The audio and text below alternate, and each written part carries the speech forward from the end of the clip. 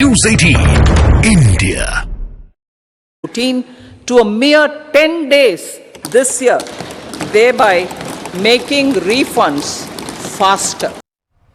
Refund fast होने लग गए हैं। ये तो सिर्फ उपलब्धि बता रही थी, वो कोई ऐसा नहीं है कि कोई घोषणा की जा रही थी कि अब ये 10 ही दिन में होगा। पूरी जो टैक्स रिलेटेड स्पीच थी, डायरेक्ट और इनडायरेक्ट, अभी तक की उपलब्धियां गिनाई गई हैं कि 2014 के कंपैरिजन में अब तक हम कहां तक पहुंच गए हैं। अभी आगे कहां जाना है उसके बारे में कोई चर्चा नहीं। जैसे उन्होंने कहा कि 2013-14 के वित्त वर्ष में 2,20,000 तक जो कमाते थे उनको टैक्स नहीं देना पड़ता था। अब जो स्थिति यह है कि 7 लाख रुपए तक जो 7 लाख जो कमाते हैं उनको टैक्स नहीं देना पड़ता। की रिबेट अगर हम मिला लें, हाँ, रिबेट मिलाकर है वो 7 लाख रुपए तक पर। हाँ, कई लोगों को लगा कि शायद 7 लाखों तक एग्जेम्पशन हो गई, लेकिन वो पहले से पिछले साल से ही 7 लाख है। ऐसा नहीं है कि 3 लाख को बढ़ा के 7 लाख किया गया। हम वो जो रिबेट है उसको मिलाकर अगर देखेंगे तो 7 लाख तक टैक्स नहीं लगेगा, लेकिन 7 लाख से ऊपर जाएंगे तो फिर टैक्स लगना पूरा शुरू हो जाएगा। हाँ, तो वो अभी तक यही उपलब्धि गिनाई गई है कि जितना किया गया है अभी फिलहाल काफी है, अभी और कोई गुंजाइश नहीं है। अगले बजट में बात करेंगे, मतलब जो जुलाई में आएगा उस पर उम्मीद रखें। ये क्या है, 10 साल पुराना 10,000 रुपए का तक का टैक्स का अभी पूरा जब प्रिंट आएगा तो समझ में आएगा। पर जितना समझ में आया कि वो डिमांड जो डिस्प्यूटेड है, जिसपे कुछ अभी तक कोई फैसला नहीं हुआ है, तो उसको माफ करना चाहते हैं कि उस डिमांड को हम खत्म कर देंगे। मतलब अगर कोई बकाया आप पे लागू किया गया कि भाई 10,000 रुपए से कम, अगर वो बकाया 10,000 से कम, लेकिन उसमें बड़े सारे इफ्स एंड बट्स होंगे। उस पर प्रतिक्रिया करने से पहले मुझे लगता है कि हमें वो प्रिंट जो आएगा उसमें पढ़ लेना चाहिए कि कौन कौन लोग क्वालिफाई करेंगे, किस किस तरह की टैक्स डिमांड उसमें क्वालिफाई करेगी। लेकिन अच्छा कदम मैं इसलिए कहूंगा कि चलिए पास लिटिगेशन को खत्म करने का एक प्रयास है और अच्छी बात है। ये उनके लिए जिनसे इनकम टैक्स डिपार्टमेंट ने कुछ बोला हुआ है कि आपका पुराना बकाया है, कोई पुरानी डिमांड है, पेंडिंग डिमांड है जी, कि आपका बकाया बनता है, आप दीजिए। जी। तो अगर वो 10,000 रुपए से कम का बकाया है तो वो उसको माफ कर देंगे, उसको राइट ऑफ कर रहे हैं एक तरह से। हाँ, कि चलिए छोड़िए, वेव कर रहे हैं। जैसे लोन वेवर्स होते हैं तो इस तरह से जो सरकार की तरफ ड्यूज है उसको वेव कर रहे हैं। ऐसा अभी स्पीच सुन के लगा। जो प्रिंट आएगा तो मुझे लगता है कि प्रिंट पढ़ लेना चाहिए, उसमें क्या कंडीशंस हैं, क्या इफ्स एंड बट्स हैं, उसको पढ़ के हम इस पे ज्यादा अच्छी प्रकृति के। और ये टैक्स प्रोसेसिंग की अवधि 93 दिन हुआ करती थी, अब 10 दिन में। यानी कि ये जो रिफंड की बात, जो रिफंड है उसमें या कोई और प्रोसेसिंग होके आनी है तो क्या आपने रिटर्न फाइल की, उसके बाद जो रिफंड आता है वो पहले 93 दिन बाद। प्रोसीजरल एफिशिएंसी है कि डिपार्टमेंट बहुत एफिशिएंट और अच्छे टाइम, ये 10 साल में फास्ट काम कर रहा है। 10 साल में उपलब्धि हुई है। हाँ, तो और दूसरी बात बताइए सबसे बड़ी कि फेसलेस जो हुई है, कि पहले आपको जाना पड़ता था, रिटर्न भरनी है, आपको इंट्रैक्शन करना है, असेसमेंट हो रही है आपकी, तो अब कहीं नहीं जाना, आप रिटर्न भरिए, सारा काम ऑटोमेटिक सिस्टम के थ्रू होगा, जो ऑर्डर आने सिस्टम के थ्रू होंगे। फर्स्ट अपील तक सारा फेसलेस हो चुका है, तो वो उपलब्धि उन्होंने याद दिलाई कि हम यहाँ तक पहुँच चुके हैं। ये 3 प्रमुख रेल कॉरिडोर बनाए जाएंगे, ये इसको कैसे देखते हैं आप आलोक जी? देखिए, मैं तो अगर पूरा भाषण आप गौर से देखें तो मुझे दरअसल ये चुनावी भाषण लगता है कि हमने ये कर लिया। और वो भी 10 साल का है। हाँ, 10 साल का। और उसमें अब ये चुनावी भाषण इस सेंस में कि रेल कॉरिडोर बनाए जाएंगे, उसकी फाइनेंसिंग, उसके बहुत स्पेसिफिकेशंस हमारे पास नहीं है। एक महत्वपूर्ण कदम डेफिनेटली जो इस बजट के बाहर अंदर हो सकता था कि ये जो आशा आंगनवाड़ी बहनों को आयुष्मान भारत से जोड़ दिया गया, ये एक महत्वपूर्ण बात है। और 1 लाख करोड़ का फंड बनाया गया है जिसमें स्टार्टअप्स को बहुत कम इंटरेस्ट रेट पे बहुत लंबे टाइम तक के लिए लोन दिया जाएगा। डेफिनेटली वो बड़ी बात है। और एक इसमें डायमेंशन दिखाई पड़ता है कहीं ना कहीं फॉरेन पॉलिसी एंगल है कि लक्षद्वीप में भी टूरिज्म प्रमोट करने का एक अलग तरीके से वो प्रयास रहेगा, जिस पर हाल के दिनों में हमने मार्केट देखी। टूरिज्म पे एक बड़ा महत्वपूर्ण बात है। रेलवे को लेकर एक बहुत महत्वपूर्ण घोषणा और है कि 40,000 बोगीज को कन्वर्ट किया जाएगा, अपग्रेड किया जाएगा वंदे भारत के स्टैंडर्ड पे। तो डेफिनेटली ये सारी योजनाएं, लेकिन जैसा मैंने आपसे ये निवेदन किया कि ज़्यादा करके हमको दिखाई पड़ता है कि 10 साल में हमने ये किया और ये करने वाले हैं।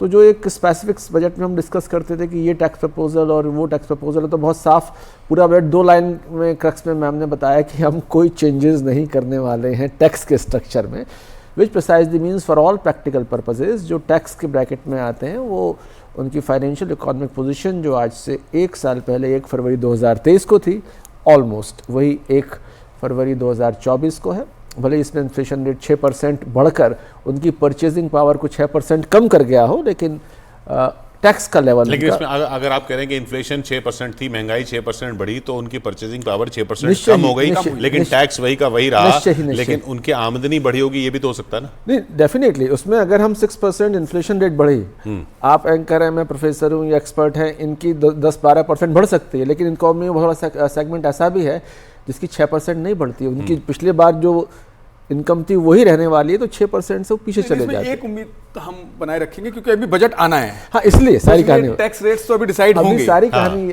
तो फिलहाल उन्होंने छेड़छाड़ नहीं की। इसमें सर मैं इसको यूं भी देखता हूं कि जब आपको ये बजट आपने पेश कर दिया इनकम टैक्स का, तो ये नहीं, ये एक इंपॉर्टेंट पॉइंट लोगों को भी जरा ध्यान रखें कि भाई ये बजट तो अभी आना है, ये जो टैक्स रेट है, इंटरिम बजट है ये तो। हाँ, और ये जो टैक्स रेट है इस पे तो इस साल की रिटर्न फाइल करनी है, पिछले साल वाले जी। अभी जो आएगा उस पे अगले साल की रिटर्न फाइल करनी है, वो तो जुलाई में पता चलेगा। आपसे क्या करता हूँ, भगवान ने चाहा तो जुलाई में हम फिर बैठेंगे बजट पे, लेकिन जो मेरा असेसमेंट है कि income tax exemption middle class को जो मिलने वाली है वो जुलाई में भी नहीं मिलेंगी। मैं आपको इसलिए बता रहा हूँ, इसलिए तब तो वोट पड़ चुके होंगे। हाँ, नहीं, वोट पड़ चुके होंगे। दूसरी बात ये कि हम शायद डिस्कशन पहले भी कर रहे थे कि उन वजहों से मिडिल क्लास का वोट उनको मिलता नहीं है कि वो टैक्स पे डिपेंड करता हो, तो ना तो यहाँ और ना वहाँ, वो किन्हीं और वजहों से हम डिस्कस कर रहे होंगे। तो मैं ये असेसमेंट मेरा ये है कि जो टैक्स एग्जेम्पशंस, टैक्स छूट की उम्मीद हम लोग करते हैं वो जुलाई में भी साकार होने के चांसेस कम है। लेकिन हाँ, जुलाई तक आप उम्मीद रख सकते हैं, हमें आशा रखनी चाहिए, क्योंकि कुछ चेंजेस बहुत जरूरी हैं, जैसे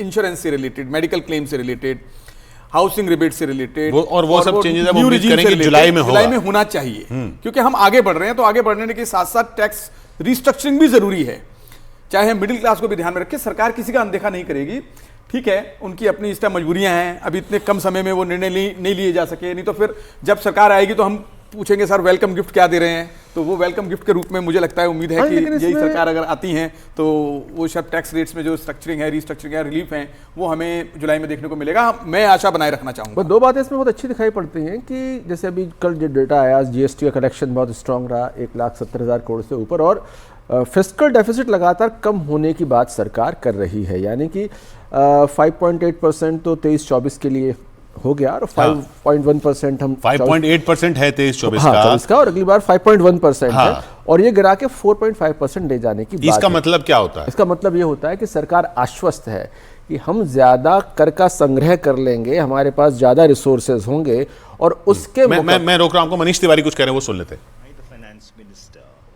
Clearly demonstrate that over 18 lakh crores is the unfunded extent of the union budget for this year, and this number is only going to increase over the next year. If you leave that aside for a moment, the rest of the budget speech was mere grandstanding. It was like driving, looking into the rear view mirror rather than looking ahead. So therefore, the finance minister spent all her time in extolling her own track record, which obviously is questionable, and trying to run down what had happened 10 years back. Congress नेता मनीष तिवारी ये कहते हुए कि वित्त मंत्री का सारा जोर इस बात पर था कि 10 साल पहले की इतनी खराब हालत थी, वहां से हम कहां से कहां लेकर आए हैं कश्ती को, अर्थव्यवस्था की, वही दिखाने में रह गई निर्मला सीतारामन। आगे कुछ नहीं है, ये तो कांग्रेस है और विपक्ष है, उसका ये कहना। शिशिर सिन्हा हमारे साथ जुड़ रहे हैं। शिशिर, क्या देखते हैं, क्योंकि मुख्य पॉइंट क्या देखते हैं इसमें? एक तो कैपिटल एक्सपेंडिचर का बजट बढ़ाया गया, वो है, टैक्स रेट्स में बदलाव नहीं है, तो इसमें सबसे बड़ी बात क्या देखी जाए इस बजट में? देखिए, लगभग 1 करोड़ टैक्स पेयर्स की अगर बात करें, जो उनके छोटे छोटे जो है वो डिस्प्यूट थे फंसे हुए किसी ना किसी वजह से, जिसकी वजह से 10 साल से उनका रिफंड नहीं आ पा रहा था, ऐसे लोगों के लिए जो है वो एक राहत की बात है कि उनका जो कुछ भी डिस्प्यूट था वो सब के सब राइट ऑफ हो जाएगा, यानी कि उसे किताब से हटा दिया जाएगा। ये इससे फ़ायदा उनको ये होगा कि 2014 तक जितने भी ऐसे कोई भी विवाद अटके हुए थे, वो अब उसको लेकर के कोई कार्रवाई नहीं होगी और उनका रिफंड जो है वो आ पाएगा। ये लगभग 1 करोड़ टैक्स पेयर्स को बेनिफिट दे सकता है। दूसरा, देखिए, अगर आप जो आपने कैपिटल एक्सपेंडिचर की बात की, ये बहुत ही महत्वपूर्ण है, क्योंकि कैपिटल एक्सपेंडिचर अगर 11,11,111 करोड़ बढ़ाने की बात कही गई है, इसका मल्टीप्लायर इफेक्ट देखिए, यानी कि 1 रुपया जब आप खर्च करते हैं तो इसका फायदा 3 रुपये का होता है। और ये इस बात की ओर भी इशारा करता है कि अब सरकार का सारा जोर जो है वो जो 2030 तक $60 ट्रिलियन की बात कही गई, उसको कैसे अचीव किया जाए। इसके अलावा राज्यों को जो 50 साल के लिए जो ब्याज मुक्त कर्ज मिलता है, वो ज़्यादा रकम प्रावधान किया जाना, वो एक अच्छी पहल है। और सबसे महत्वपूर्ण बात यह है कि किसी भी तरह का बदलाव नहीं किया जाना भी लोगों के लिए राहत की बात है, क्योंकि अगर कर की दरों में कोई बदलाव हो या किसी और व्यवस्था में बदलाव हो, वो कहीं ना कहीं एक जिसे कहा जाए कि एक परेशानी भी करता है, क्योंकि पूर्ण बजट में क्या होगा हमें पता नहीं है। तो पूर्ण बजट हाँ, मैं रोक रहा हूं आपको शिशिर, और शशि थरूर कुछ कह रहे हैं, उनको सुनते हैं। About a number of things that are couched in vague language like for confidence and hope and so on. But when it comes to hard figures, there were very few figures available. For example, she talked about foreign direct investment without acknowledging that it has come down as a percentage of GDP, not gone up. She talked about, she didn't talk about unemployment, which has gone up to record levels. She didn't talk about youth unemployment.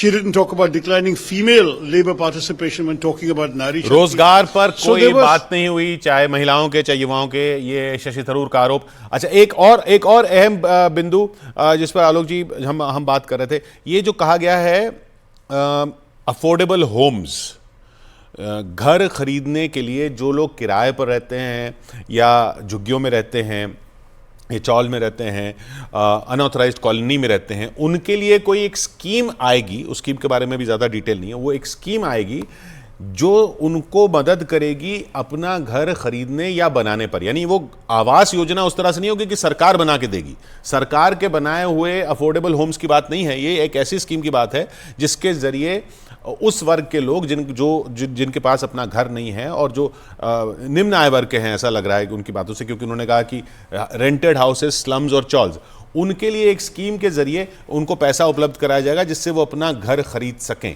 ये scheme देखनी होगी कि क्या है। देखिए, construction में कुछ भी पैसा डलता है वो अल्टीमेटली उसका मल्टीप्लायर इफेक्ट होता है। हाँ। वो लोहे से लेके और सीमेंट से लेके और तमाम चीज़ें जाती हैं।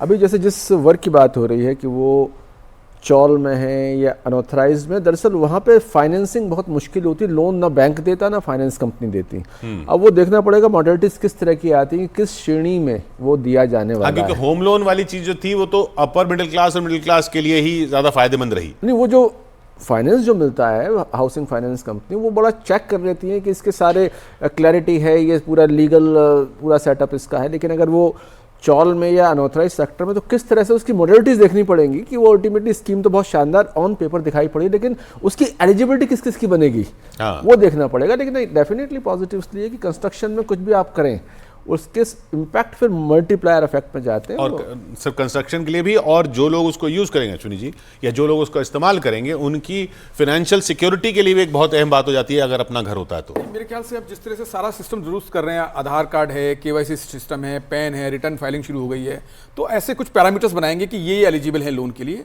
और मुझे लगता है लो EMI, very low cost of interest पे इस तरह के लोन, हाँ, मतलब वो तो स्कीम देखनी पड़ेगी। शिशिर, ये मोरेटोरियम देंगे उसमें कि कंस्ट्रक्शन जब तक चल रही है तब तक आपको रिपे नहीं करना है। जी, जी। मुझे लगता है इस तरह के इंसेंटिव होंगे। जी जी शिशिर, ये स्कीम देखनी पड़ेगी जिसका जिक्र किया है कि जो लोग रेंटेड हाउसेज में रहते हैं, स्लम्स में रहते हैं, चॉल्स में रहते हैं, अनऑथराइज्ड कॉलोनी में रहते हैं, वो अपना घर कैसे खरीदें या अपना घर कैसे बनाएं, उसके लिए एक स्कीम आएगी। ये एक अहम घोषणा हो सकती है इस बजट की। बिल्कुल, अगर आप इंटरेस्ट सबवेंशन जो हम लोग उम्मीद कर रहे हैं और जिस तरीके से बातचीत की गई है, उससे लगता है कि एक इंटरेस्ट सबवेंशन स्कीम ऐसे हाउसिंग के लिए होगा कि आप एक निश्चित ब्याज दर से ज़्यादा हो जाए तो आपको एक इंटरेस्ट पे जो है वो सब्सिडी भी दी जाएगी। इसका जो सबसे महत्वपूर्ण पहलू जो अभी हमारे पहले के वक्ता कह रहे थे कि चौल में या अनऑथराइज कॉलोनी की बात है, ये एक बहुत बड़ा मुद्दा है और न केवल दिल्ली और मुंबई या जैसे बड़े शहरों की बात है बल्कि तमाम छोटे शहरों में भी ये मुद्दा है।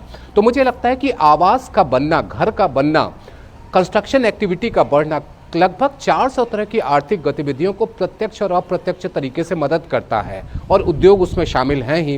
तो ये एक तरीके से एक विन विन कह सकते हैं कि आम लोगों के लिए भी एक उसका फायदा है और उद्योग जगत के लिए भी उसका फायदा हो सकता है। जी हाँ, तो ये इसलिए अब लेकिन किसी भी तरह की स्कीम हो वो देखना पड़ेगा किस तरह से है। लेकिन इंटरेस्ट, शिशिर, आप किस आधार पर कह रहे हैं ये इंटरेस्ट सबवेंशन वाला हो सकता है? जैसे पहले जो 2 स्कीमें की गई थी हाउसिंग की, चाहे अगर आप ग्रामीण देखें या शहरी देखें, उसमें कुछ इंटरेस्ट सबवेंशन की बात की गई थी। तो ये चर्चा काफी समय से चल रही थी कि मिडिल क्लास और जो लोअर मिडिल इनकम ग्रुप में जो लोग हैं उनको हम कैसे हाउसिंग के लिए और ज़्यादा प्रमोट कर सके, इसीलिए वहाँ पर इंटरेस्ट सबवेंशन की बात हम कह रहे हैं। लेकिन अभी थोड़ा इंतज़ार करना पड़ेगा, हो सकता है शाम को 4 बजे जब ब्रीफिंग होगी उसमें ये स्थिति और साफ हो पाए। हाँ कि ये अपना घर बनाना या अपना घर खरीदना ऐसे वर्ग के लिए कैसे मुमकिन होगा, वो किस तरह की स्कीम होगी, इसकी डिटेल्स देखनी होंगी। इसके अलावा शिशिर, ये सोलर की बात जो हुई है, सोलर एनर्जी को यूज करने की, उसको लेकर क्या समझा जाए? अगर आप याद करिए 22 जनवरी को प्रधानमंत्री ने वहां पर अयोध्या से लौटने के बाद ही 1 करोड़ घरों के छत पर जिसको कहा जाए सोलर रूफटॉप लगाने की बात कही थी, और आज इसका और एक विस्तार किया गया है कि किस तरीके से एक परिवार रोक रहा हूं आपको, मैं ज्योतिरादित्य सिंधिया को सुनते हैं। एक ऐतिहासिक बजट है जो पूर्ण रूप से परिलक्षित करता है कि प्रधानमंत्री नरेंद्र मोदी जी के नेतृत्व में जो भारत में एक नई क्रांति और परिवर्तन पिछले 1 दशक में आई है, एक विकसित भारत का लक्ष्य, एक आत्मनिर्भर भारत का लक्ष्य, एक विश्व गुरु बनने का लक्ष्य, उन तीनों लक्ष्यों के प्रति पूर्ण श्रद्धा के साथ और गति के साथ भारत बढ़ चुका है। हमारी 4 जो जात प्रधानमंत्री के मस्तिष्क में है, हमारी महिलाएं, हमारे नौजवान, हमारे गरीब, हमारे अन्नदाता, उनके पूर्ण रूप से ऊर्जावान होने के आधार पे ही भारत आगे बढ़ेगा। और जो नए नए कीर्तिमान हर एक क्षेत्र में हमने स्थापित किए हैं, चाहे अधोसंरचना हो, चाहे प्रधानमंत्री आवास योजना हो, जो चाहे गरीब कल्याण योजना हो, चाहे आयुष्मान कार्ड योजना हो, एक एक क्षेत्र में हमारे नौजवानों ने नए कीर्तिमान स्थापित किए हैं, चाहे ओलंपिक्स हो, चाहे कोई भी प्रतिस्पर्धा हो। भारत अब आगे बढ़ चुका है, यही समय है, सही समय है। बहुत बहुत धन्यवाद। ज्योतिरादित्य सिंधिया। तो हाँ शिशिर, हम उसकी बात कर रहे थे रूफटॉप सोलर की। जी, इसमें देखिए जो 300 यूनिट बिजली जो है वो मुफ्त देने की बात कही गई है, और इसके अलावा जो आपके पास अतिरिक्त बिजली का उत्पादन होता है वो बिजली कंपनियों को भी बेच सकते हैं। तो परिवार के लिए, एक परिवार जिसके छत पर ये सोलर रूफटॉप लगाया जाता है, उससे उनका किस तरीके से बेनिफिट होगा, लगभग 15-20 हज़ार रुपये के बचत की बात कही गई है। और इसका सबसे बड़ा ये है कि जो हम लोग क्लीन एनर्जी की बात कर रहे हैं, न्यू एंड रिन्यूअल की तरफ बढ़ रहे हैं, उस दिशा में ये एक अहम कदम है। जी हाँ, और देश को क्लाइमेट चेंज को लेकर भी जो सारे अपनी रिस्पॉन्सिबिलिटीज करनी है, उसमें भी इसकी मदद आएगी। क्योंकि अगर लोगों के घरों की छतों से अगर बिजली बनने लग जाएगी, मतलब ये स्कीम उस तरह से लग रही है, पूरी डिटेल तो देखनी होगी कि भाई आपके पास अगर छत है तो आप सोलर पैनल के जरिए अपने घर के लिए इस्तेमाल करने के लिए बिजली आप यूज करेंगे, और एक्स्ट्रा होगी तो वो आप ग्रिड को दे सकेंगे, कुछ इस तरह की स्कीम। देखिए, नॉन मेट्रो शहरों में, जिसमें दिल्ली में तो चूंकि किसी के पास अपनी छत नहीं है, मतलब ज्यादातर के पास 22 फ्लोर में तो कहाँ छत है, लेकिन जो दिल्ली के बाहर के शहरों में तो आपको ये स्कीम कमोबेश, जैसे नागपुर, इंदौर में आपको दिखाई पड़ जाएगी कि कुछ लोन लेके, बहुत सस्ते रेट पे लोन लेके अपनी लोग छतों पे करवा रहे हैं। दिक्कत सारी है कि अभी वो कॉस्ट इफेक्टिव नहीं पड़ता, एक टाइम काफ़ी इन्वेस्टमेंट करना पड़ता है। अगर वो पैनल सस्ता हो जाए तो ये स्कीम डेफिनेटली मतलब विन विन सबके लिए है, कंज्यूमर के लिए भी और सरकार के लिए भी। मुझे लगता है कि अल्टीमेटली अब हम जैसे डीजल पेट्रोल से इलेक्ट्रिक की तरफ शिफ्ट कर रहे हैं, पर वो भी अंतिम विकल्प नहीं है, वो मंजिल नहीं है। तो मतलब जो अब एनालिसिस निकल के आ रहे हैं कि सोलर एनर्जी ही हमारी जो है मंजिल बनने वाली है, वही फ्यूचर है। तो उस दिशा में छोटा सा प्रयास है। जब टेक्नोलॉजी डेवलप हो जाएगी तो मुझे लगता है काफी कुछ सोलर एनर्जी को हम लोग हार्नेस करेंगे। हाँ, लेकिन एक मोटी बात, जो बड़ी बात जो इसमें जो बात कही जा रही थी कि चुनावी साल है तो कुछ हो सकता है, कुछ मिल सकता है, और टैक्स को लेकर खासतौर पे कहा जा रहा था, और उस पे हम बात करेंगे। राजनाथ सिंह को सुन लेते पहले। उस टारगेट को हम अचीव करेंगे, हम लोग पूरी तरह से कॉन्फिडेंट हैं। बहुत थैंक यू सर। तो जो चुनावी, और वो इसलिए भी था क्योंकि 2019 का जो अंतरिम बजट था उसमें कुछ चीजें जरूर थी, जो कुछ बदलाव थे जो किए गए थे, और कुछ रियायतें थी जो मिली थी। इस बार ऐसा कुछ नहीं है। क्या शिशिर ये दर्शाता है, क्या ये नहीं दर्शाता कि सरकार इस बार बहुत कॉन्फिडेंट है चुनावों को लेकर? बिल्कुल किशोर, आप वही वाक्य हम इस्तेमाल करने वाले थे कि ये सरकार के विश्वास को ही दर्शाता है कि अगर वो किसी भी तरह के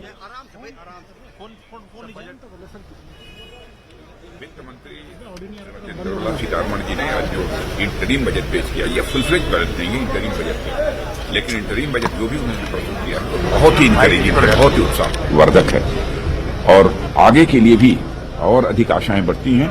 और भारत की इकॉनमी की साइज जितनी इस समय है, इसमें पूरी तरह से मैं आश्वस्त हूं इस इंटरिम बजट के कारण ही, जो भी इंडिकेशन इस बजट से मिले हैं कि हमारी इकॉनमी जो आज दुनिया की टाइप 5 कंट्रीज में है, उसकी साइज बढ़कर 2027 तक मोर देन $5 ट्रिलियन जाएगी और 2030 आते आते मोर देन $7 ट्रिलियन तक पहुंचेगी।